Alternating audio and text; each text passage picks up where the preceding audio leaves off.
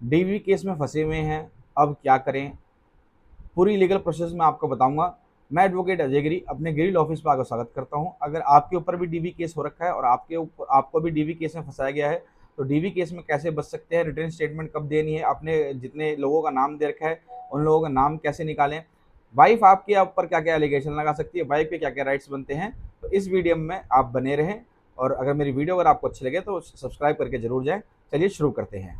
Domestic violence act 2005 का मकसद था घरेलू हिंसा जो वाइफ के साथ होती थी या माँ, पति, बहन, इसमें सब इंक्लूड होते हैं, ये किसी के साथ भी होती थी तो वो घरेलू हिंसा डोमेस्टिक वायलेंस 2005 की श्रेणी में आता था।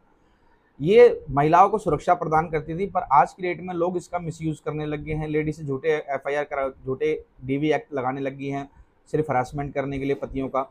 और ये किस प्रकार से हुआ करते थे, इसमें फिजिकली अब्यूज हो गया, मेंटली टॉर्चर हो गया, इकोनॉमिक हरासमेंट हो गया, और उनको थ्रेट देना हो गया कि मैं आपको जान से मार दूंगा अगर आप मेरे साथ ये सब बदतमीजी करोगे। तो ये सब चीज़ें आपकी डोमेस्टिक वायलेंस के अंदर कवर होती थी।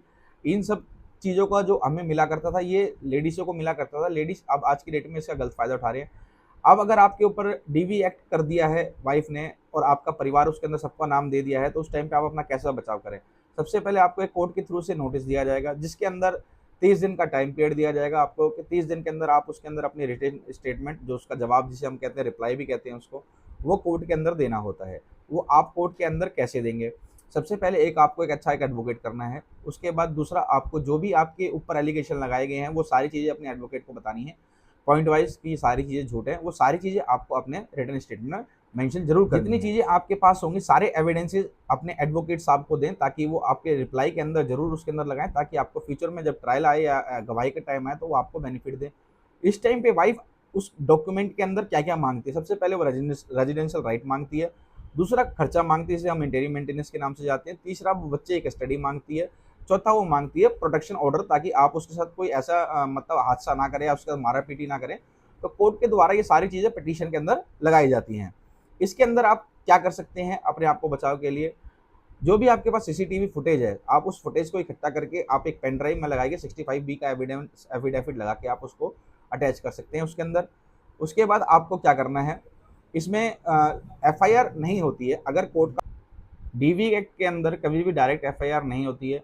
अगर मजिस्ट्रेट पुलिस को ऑर्डर करता है तभी इसके अंदर एफआईआर होती है, क्योंकि ये सिविल नेचर का केस होता है, क्रिमिनल नेचर का केस नहीं होता।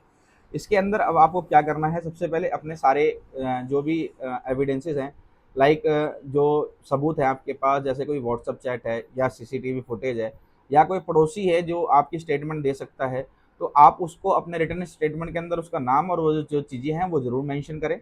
और अगर आपको लगता है कि ये सब चीज़ है तो आप हाई कोर्ट में भी जाके इसको क्वेश करा सकते हैं ज़रूरत पड़ने पर। इन सारे एविडेंसेस को दिखा के आप डीवी केस को डिसमिस करा सकते हैं, डिस्पोज ऑफ करा सकते हैं।